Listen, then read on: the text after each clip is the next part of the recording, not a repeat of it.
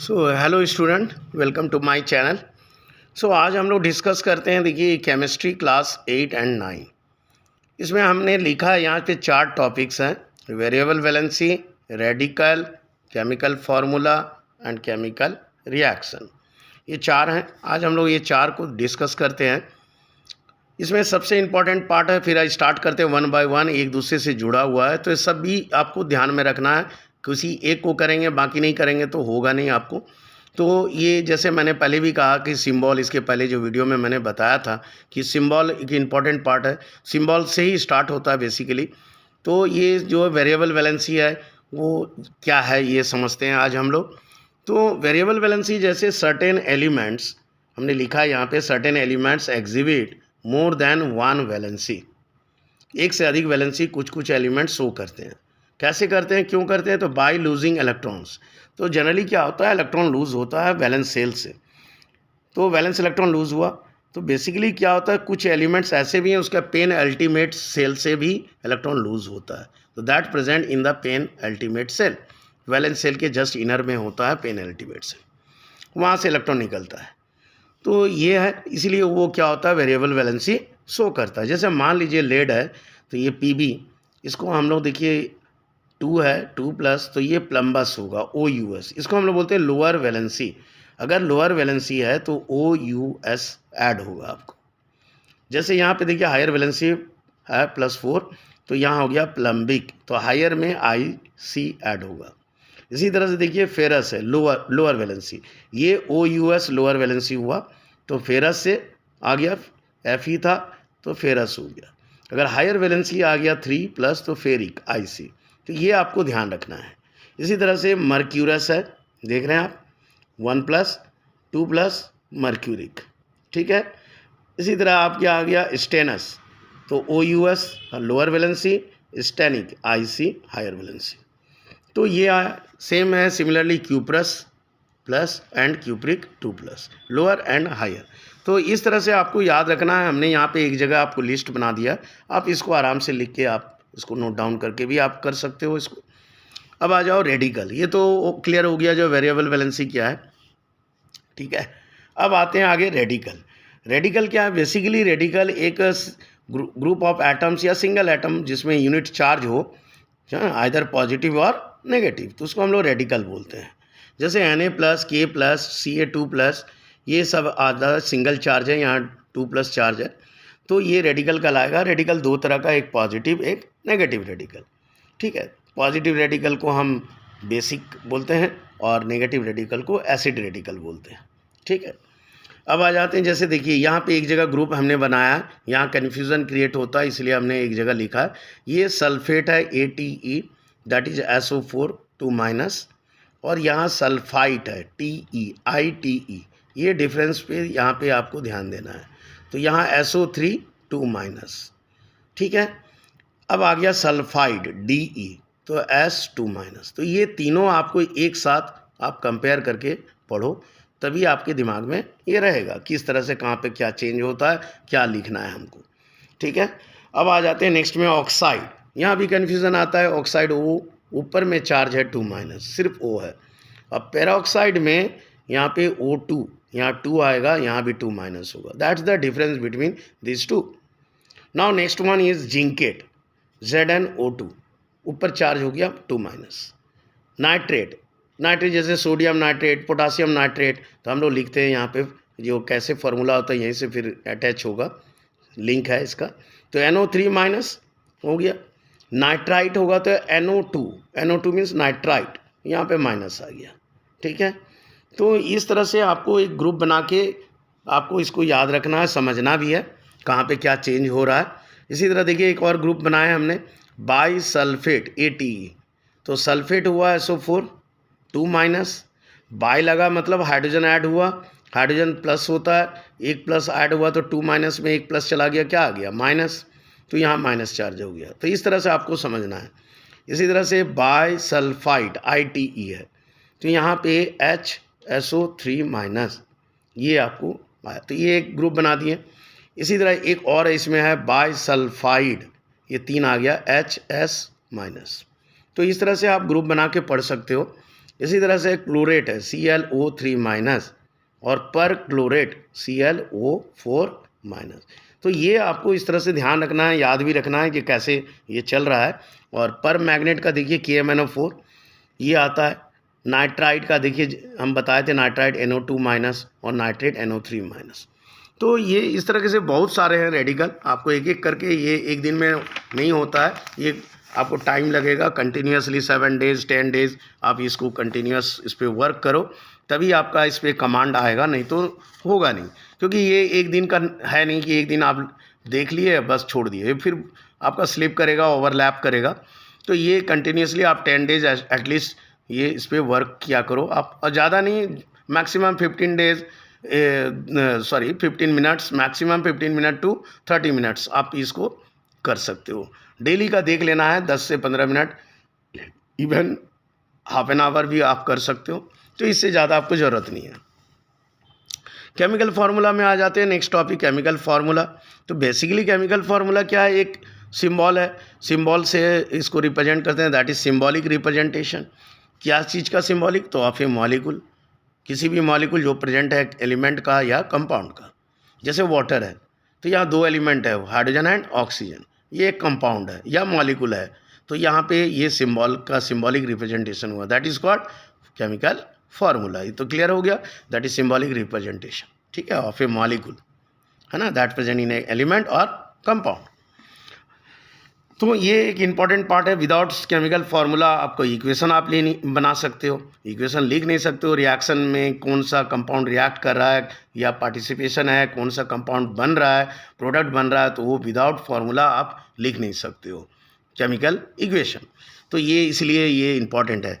फिर आ जाइए इसका सिग्निफिकेंस। तो हमको कोई भी फार्मूला से हम क्या क्या हमको पता चल सकता है, what can we find out.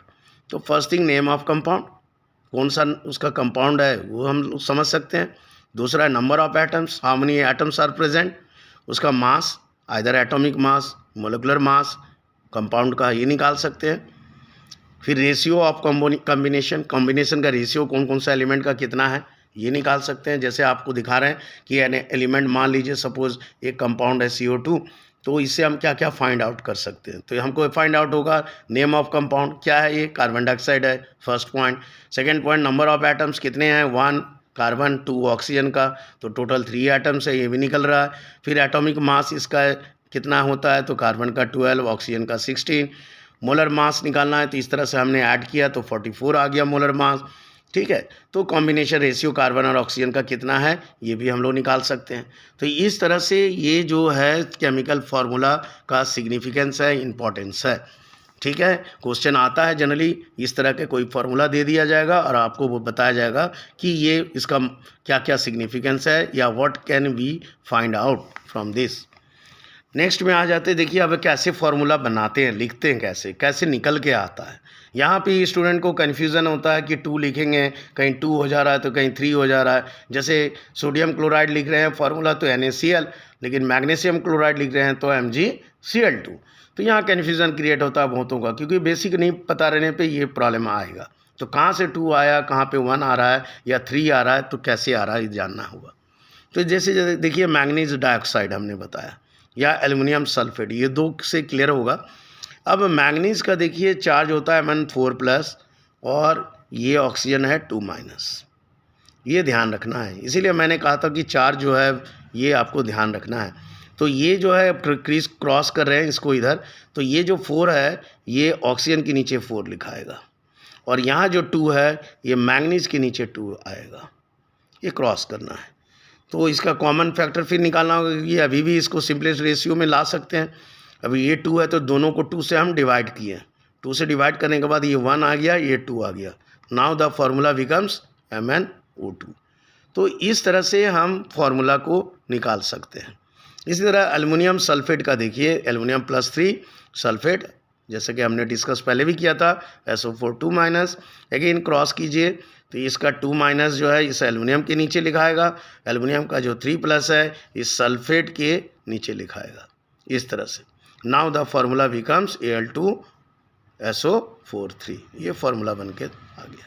तो इस तरह से फार्मूला बनता है। एक और देख लीजिए, सोडियम ऑक्साइड, सोडियम का +1, ऑक्सीजन का दैट ऑक्साइड 2-, ये क्रॉस कीजिए तो ये ऑक्सीजन है, ऑक्सीजन के नीचे इसका जो 1 है ये आएगा नीचे, और ये जो सोडियम है, सोडियम के नीचे इसका 2 आएगा। तो इस तरह से फॉर्मूला हो गया Na2O।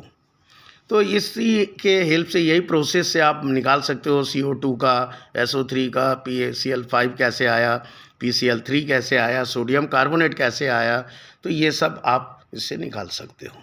ठीक है, अब नेक्स्ट में आते हैं, जैसे और देख लीजिए पोटासियम नाइट्राइट। तो पोटासियम के नाइट्राइट का अभी हम लोग डिस्कस किए थे, NO2-। तो ये देखिए माइनस है, 1 है, इसका मतलब 1, तो ये K के नीचे 1 आ गया, इसका 1 है तो NO2 के नीचे 1 आ गया। तो हमारा फॉर्मूला यही 1 को छोड़ देना है तो KNO2 आ गया। ठीक है, इसी तरह से आप देखिए सोडियम क्लोरेट, सोडियम का +1, क्लोरेट ClO3-। अब ये सेम है, ये देखिए ClO3 है, अब इसका 1 इसके नीचे लिखाएगा, यहाँ भी -1 है तो इस सोडियम का जो है लिखेंगे, इसका नीचे भी 1, तो फॉर्मूला हो गया NaClO3। ठीक है, तो ये था हमारा। थर्ड वन आते हैं हम लोग केमिकल इक्वेशन। तो केमिकल इक्वेशन बेसिकली क्या है, ये थोड़ा एक ब्रॉड एस्पेक्ट है, ये ऐसा नहीं है कि बस तुरंत हो जाएगा, ये थोड़ा प्रैक्टिस चाहिए और समझना भी होगा। यहाँ पे तीनों मतलब सिंबल का भी यूज़ है, फॉर्मूला का भी यूज़ है, ये आपको ध्यान रखना, रेडिकल का भी यूज़ है, चार्ज कहाँ पे कैसा क्या आता है वो भी लिखना है, कहाँ पे 2 आएगा, इस तरह से। तो अब देखिए यहाँ पे, जैसे मान लीजिए हमने एक एग्जांपल दिया, जिंक और सल्फ्यूरिक एसिड, ये दोनों रिएक्शन हो रहा है। तो रिएक्शन में आपको ये ध्यान रखना होगा कि जो ये दो अगर रिएक्टेंट हैं तो प्रोडक्ट मेरा क्या बनेगा, क्योंकि रिएक्टेंट चेंज होगा तो प्रोडक्ट भी चेंज हो जाता है। ऐसा नहीं है कि 1, 2 या 5 रिएक्टेंट याद रखेंगे तो 5 प्रोडक्ट मेरा हो जाएगा, इसको आपको वेरी करेगा, रिएक्टेंट चेंज हुआ तो प्रोडक्ट भी आपका चेंज हो जाता है। तो इसमें प्रॉब्लम यहाँ पे थोड़ा सा है कि आपको रिएक्टेंट के साथ साथ प्रोडक्ट भी आपको ध्यान रखना है कि प्रोडक्ट क्या बनेगा, क्योंकि जब तक आप प्रोडक्ट नहीं याद रहेगा, आपको पता नहीं है कि क्या प्रोडक्ट बनेगा, रिएक्शन से क्या प्रोडक्ट बनता है, कौन सा प्रोडक्ट बनेगा, तो उसका फॉर्मूला आप कैसे लिखोगे। तो अगर फार्मूला नहीं लिख पाओगे तो आपका इक्वेशन ये कंप्लीट नहीं होगा। अब मान लो आप जिंक सल्फेट का फॉर्मूला या जिंक सल्फेट बनेगा कि नहीं आपको पता ही नहीं, तो आप लिखोगे कैसे। तो यहाँ पे क्या है कि प्रोडक्ट बना और उसका फॉर्मूला, ये दोनों ही आपके लिए यहाँ इंपॉर्टेंट है। तो रिएक्टेंट प्लस प्रोडक्ट, ये यहाँ पे दोनों इंपॉर्टेंट है। तो इसीलिए हमने कहा था जैसा कि ये थोड़ा ब्रॉड एस्पेक्ट है, ये आपको थोड़ा प्रैक्टिस भी चाहिए, रिएक्टेंट क्या है, प्रोडक्ट क्या बनेगा, ये आपको थोड़ा प्रैक्टिस चाहिए। ठीक है, तो इस पर थोड़ा वर्क करना पड़ेगा स्टूडेंट को, आपको, तभी आप इस पर कमांड कर सकते हो, नहीं तो प्रॉब्लम आएगा इसमें। फिर एक अलग एस्पेक्ट आ जाता है बैलेंस करने का। तो बैलेंस एक अलग चीज़ है। ये पहले रिएक्शन आपको जो है इक्वेशन आपको ठीक होना चाहिए। अब जब इक्वेशन ठीक रहेगा तभी आप बैलेंस उसको करोगे तो करेक्ट आएगा। अगर आपका इक्वेशन सही नहीं है तो ऑटोमेटिकली ऑब्वियसली आपका बैलेंस होगा ही नहीं। आप कितना भी कोशिश कर लो आपका वहाँ बैलेंस नहीं होगा, तो बैलेंस ही आप नहीं कर पाओगे। इसीलिए सबसे पहला काम है आपको ये इक्वेशन मतलब रिएक्शन और साथ में उसका इक्वेशन क्या बनेगा, प्रोडक्ट क्या बनेगा, ये आपको जानना होगा। तो आज के जो क्लास में ये इतना ही हम आपको यहाँ एंड कर रहे हैं, ख़त्म कर रहे हैं। अगला जो आगे टॉपिक होगा इक्वेशन से देंगे, बैलेंस कैसे करेंगे, ये सब हम लोग क्लियर करेंगे, क्योंकि ये सब बेसिक पार्ट है केमिस्ट्री का, ये एक इम्पॉर्टेंट पार्ट है और इसके बिना आप केमिस्ट्री आप कर नहीं सकते हो। केमिस्ट्री आपके लिए अधूरा रहेगा और आगे भी जो है आपका प्रॉब्लम क्रिएट होता रहेगा। इसलिए आज यहीं तक रखते हैं आप आज के लिए ये, ठीक है। Okay, next video I will discuss about it. Okay, thank you.